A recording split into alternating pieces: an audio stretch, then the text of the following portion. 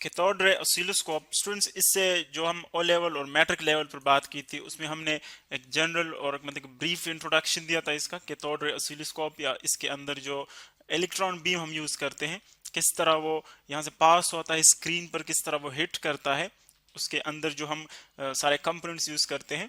तो अब यहाँ पर हम डिटेल्स में पढ़ेंगे। फर्स्ट ऑफ ऑल हम इसकी कंस्ट्रक्शन देखेंगे कि इसमें कौन कौन से कंपोनेंट्स हैं, और फिर इलेक्ट्रॉन बीम जो हम यूज करते हैं इसके अंदर, वो इस इलेक्ट्रॉन गन से स्क्रीन तक कैसे पहुंचता है और उससे हम किस किस चीज की मेजरमेंट करते हैं। सो फर्स्ट ऑफ ऑल तो ये अगर हम ब्रीफली डिस्क्राइब कर लें इन वन सेंटेंस, तो ये है कि यहाँ से इलेक्ट्रॉन्स हम प्रोड्यूस करते हैं बाय हीटिंग इफेक्ट। यहाँ से इलेक्ट्रॉन यहाँ पर पहुंच जाते हैं, स्क्रीन के ऊपर हिट करते हैं, और वहां पर लाइट इमिट होती है जहां पर वो हिट करते हैं। तो उसकी वजह से हम इलेक्ट्रॉन की जो मूवमेंट होती है उसको ऑब्जर्व कर सकते हैं कि उसकी मूवमेंट किस तरह है, या जो वेव फॉर्म है उसका जो शेप है वो किस तरह है। यानी एक्चुअली इलेक्ट्रॉन को हम ऐसे वहां पर ऑब्जर्व नहीं कर सकते, वो विजिबल नहीं होते, सो हम with the help of light उसको देखना चाहते हैं।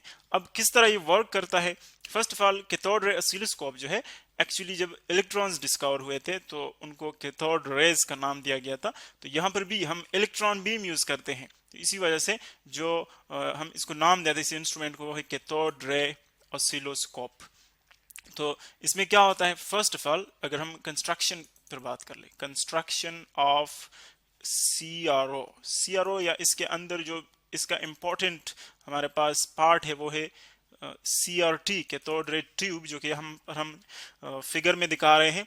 First of all very left side पे आप देखें दो पिन्स आपको नजर आ रही है, ये एक्चुअली हम पिन्स किसके लिए यूज करते हैं, ताकि इस सीआरटी को, इस कैथोड रे ट्यूब को हम कनेक्ट कर लें सोर्स के साथ। यानी यहां से हम इसको प्रोवाइड करते हैं, इलेक्ट्रिकल सिग्नल्स प्रोवाइड करते हैं, पोटेंशियल डिफरेंस प्रोवाइड करते हैं इससे। अब इसके आगे अगर आप देखें, पिंस के आगे जो इंपॉर्टेंट चीज है वो यहाँ पर है हीटर, या यहाँ पर जो बल्ब्स में आमतौर पर हम फिलामेंट यूज करते हैं। फिलामेंट वो देखिए, आपने देखा होगा कि एक तो आप लाइट उससे ले सकते हैं फिलामेंट से, जो कि एक्चुअली टंगस्टन से बना होता है, टंगस्टन। सो एक वो आपको लाइट प्रोवाइड करता है, और लाइट के साथ साथ आप देख रहे होते हैं कि उसका हीटिंग इफेक्ट भी होता है टंगस्टन का। सो एक्चुअली यहाँ पर जो हम यूज कर रहे हैं टंगस्टन को, जब ये हीट अप हो जाता है, यानी ये हीटिंग इफेक्ट भी प्रोड्यूस करता है, जॉल्स लॉ में भी हमने ये पढ़ा था। सो जब ये हीट अप होता है तो उस हीट की वजह से इसके इर्द गिर्द देखें हमने इसको कवर किया है एक कैथोड से। कैथोड यानी ये एक्चुअली नेगेटिव इलेक्ट्रोड होता है जिस पर नेगेटिव पोटेंशियल होता है। सो ये कैथोड है। देखिए जब ये हीट अप हो जाता है तो इस कैथोड से क्या निकलते हैं, इलेक्ट्रॉन इमिट हो जाते हैं, जो कि हम पढ़ चुके हैं थर्मियोनिक इमिशन में। थर्मियोनिक इमिशन में हमने देखा था कि अगर फॉर एग्जांपल मटेरियल्स को हम हीट प्रोवाइड कर लें, थर्मियोनिक इमिशन में मटेरियल्स को अगर हम हीट प्रोवाइड कर लें, सो जो इलेक्ट्रॉन्स होते हैं अगर उनकी एनर्जीज इतनी बढ़ जाए कि वो उनकी न्यूक्लियस के साथ जो उनकी बाइंडिंग एनर्जीज हैं अगर उससे ज़्यादा हो जाए, सो वो बाउंड सिस्टम से, एटम से बाहर निकलते हैं, इमिट हो जाते हैं और फ्री फॉर्म में आ जाते हैं। सो थर्मियोनिक इमिशन मीन कि हम हीट दे देते हैं। थर्मियोनिक मीन हीट की वजह से जो आप इमिट करते पार्टिकल्स उनको हम कहते हैं थर्मियोनिक इमिशन, इस फिनोमेनन को हम कहते हैं। सो थर्मियोनिक इमिशन यहाँ पर होता है। अब इस कैथोड से जो इलेक्ट्रॉन्स इमिट होंगे, नेक्स्ट हमने देखे ग्रिड लगाया हुआ है। ग्रिड जो है एक्चुअली वो पार्ट है जो कि होता है नेगेटिव पोटेंशियल पर, यानी इसका जो पोटेंशियल है विद रिस्पेक्ट टू कैथोड वो नेगेटिव होता है।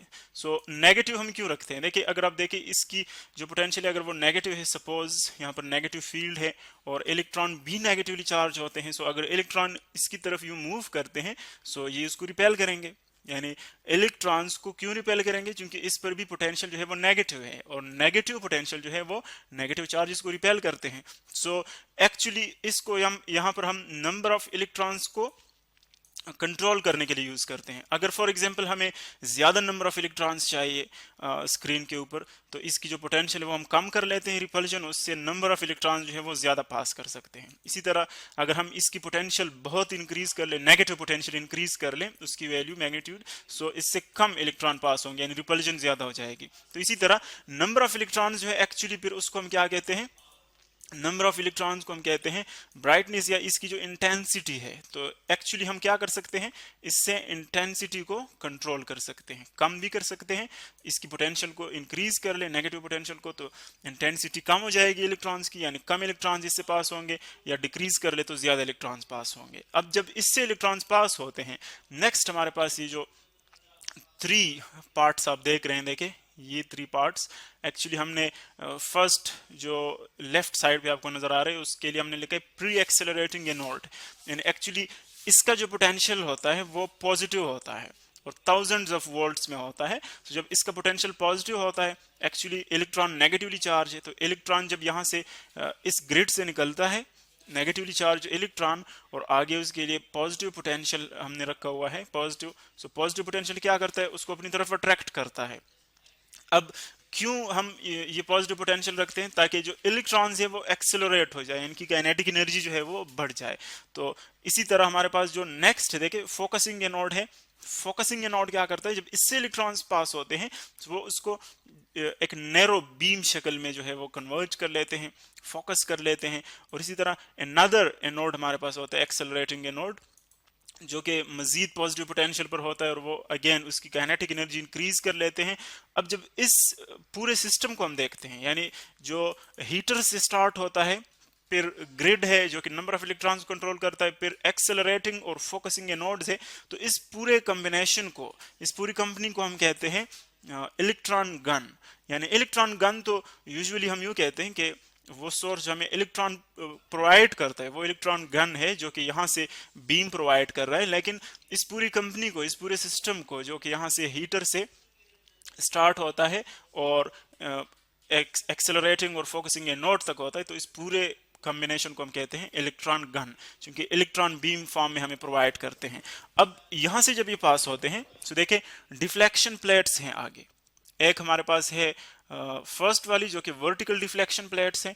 वर्टिकल डिफ्लेक्शन प्लेट में आप देख रहे हैं कि एक जो है फॉर एग्जांपल ये एक प्लेट आप कंसिडर कर लें और एक प्लेट आप ये कंसिडर कर लें, ये वर्टिकल प्लेट्स हैं। अब जब इससे इलेक्ट्रॉन बीम पास होगा, यानी number of electron, many electron जो है वो ग्रुप शक्ल में होते हैं, इलेक्ट्रॉन बीम जब इससे पास होगा तो हम इसको जब पोटेंशियल डिफरेंस प्रोवाइड करते हैं तो इससे हम इसकी जो इलेक्ट्रॉन की डिफ्लेक्शन है, चूंकि इलेक्ट्रॉन जब पास होते हैं इससे, तो यहाँ पर भी इलेक्ट्रिक फील्ड एग्जिस्ट कर रहा है, तो इलेक्ट्रिक फील्ड की वजह से वो क्या होते हैं, वो डिफ्लेक्ट हो जाता है। यानी इससे हम अप एंड डाउन उसको डिफ्लेक्ट कर सकते हैं।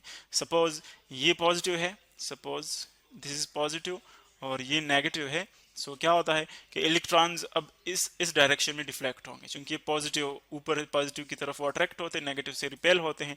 इसी तरह अगर ये हम पॉजिटिव कर लें, ये पॉजिटिव कर लें, ये नेगेटिव फॉर एग्जांपल हम ले लें, तो फिर इलेक्ट्रॉन जो है वो डाउनवर्ड इस तरह डिफ्लेक्ट होंगे। तो ये actually up and down deflection देता है, जिसको हम कहते हैं वर्टिकल प्लेट्स। इसी तरह नेक्स्ट वर्टिकल प्लेट से आगे हमारे पास है horizontal plates. Horizontal plates actually क्या करते हैं, वो इसकी एक्स डायरेक्शन में डिफ्लेक्शन जो है वो प्रोड्यूस करते हैं। यानी ये तो अप एंड डाउन है, वो एक लेफ्ट और एक राइट की तरफ हम लगाते हैं और उससे जो है लेफ्ट राइट की तरफ यानी हॉरिजॉन्टली हम इलेक्ट्रॉन बीम को डिफ्लेक्ट कर सकते हैं। अब जब इलेक्ट्रॉन बीम इससे पास होता है, तो नेक्स्ट देखिए यहाँ पर आप ये जो स्क्रीन आपको नजर आ रहा है, ये स्क्रीन आप देख रहे हैं, ये एक्चुअली इसको हम क्या कहते हैं, फास्फर। फास्फर ये एक्चुअली इसका एक कमर्शियल नेम है फास्फर। और फास्फर की जो इसकी कैरेक्टरिस्टिक है वो ये है कि एक ऐसा मटेरियल हम इसकी कोटिंग करते हैं, ऐसे मटेरियल की, कि उस पर जब ये इलेक्ट्रॉन स्ट्राइक करते हैं, सो इनकी काइनेटिक एनर्जी जो है वो एब्जर्व कर लेते हैं, वो उसको री इमिट करते हैं in the range of visible light.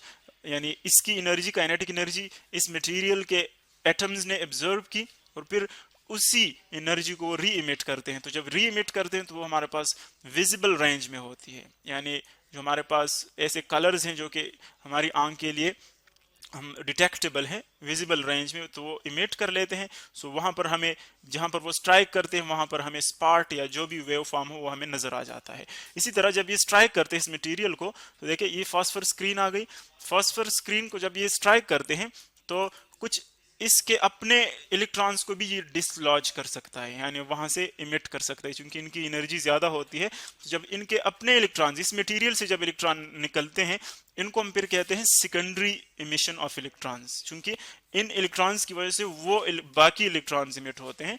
सो उन इलेक्ट्रॉन्स की वजह से यहाँ पर फिर डिस्टर्बेंस आती है, यानी वो भी इसकी जो ब्राइटनेस है उसको डिसलॉज कर सकते हैं, डिस्टर्ब कर सकते हैं। तो उसके लिए हम क्या करते हैं, एक्वाडेग कोटिंग करते हैं। एक्वाडेग कोटिंग ये भी एक्चुअली कमर्शियल नेम।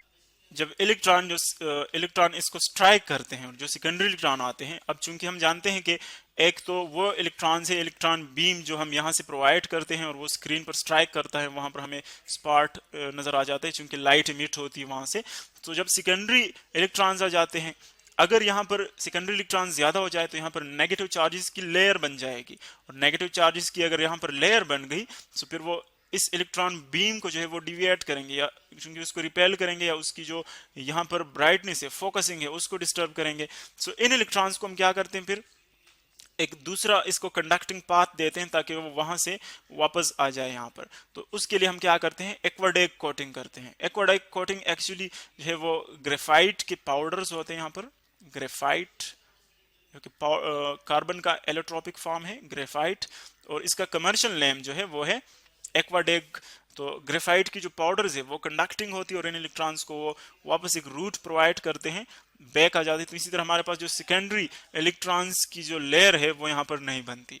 और अगर आप देखें, जो नीचे हमने एक छोटा सा फिगर दिखाया हुआ है, उसमें आप देख सकते हैं कि अगर फॉर एग्जांपल एक इलेक्ट्रॉन बीम यहाँ पर स्ट्राइक करता है, तो देखिए वहां पर आपको एक ब्राइट स्पॉट नजर आ रहा है, एक ब्राइट स्पॉट बिल्कुल इसके मिडल पर। देखिए ये वाला ब्राइट स्पॉट ये उन इलेक्ट्रॉन बीम की है जो कि यहाँ से हम इलेक्ट्रॉन गन से प्रोवाइड करते हैं और स्क्रीन को स्ट्राइक करते हैं। लेकिन इसके इर्द गिर्द आप देखें, ये जो सर्कल आपको नजर आ रही है, ये वाली सर्कल, ये आप देखें, ये सेकेंडरी इलेक्ट्रॉन्स की वो इफेक्ट है, क्योंकि सेकेंडरी इलेक्ट्रॉन्स भी वहां पर उसी तरह का फिनोमेना जो है वो क्रिएट कर सकते हैं। सो फिर आप देख रहे हैं कि जो स्पॉट है वो मेडल पर है और इसके इर्द गिर्द डिस्टर्बेंस प्रोड्यूस हो रही है सेकेंडरी इलेक्ट्रॉन्स की वजह से, ये उनकी डिस्टर्बेंस है। तो इस डिस्टर्बेंस को फिनिश करने के लिए, इसको अवॉइड करने के लिए हम क्या करते हैं, एक्वाडेग कोटिंग करते हैं, ताकि ये वाली जो डिस्टर्बेंस है वो प्रोड्यूस ना हो। फिर इसकी जो मेजरमेंट है वो हम किस तरह कर सकते हैं, यानी फ्रीक्वेंसी किस तरह कैलकुलेट कर सकते हैं, उसकी जो हमारे पास टाइम पीरियड है वह उसकी, उन सब चीज़ों पर हम बात करते हैं फिर नेक्स्ट लेक्चर में।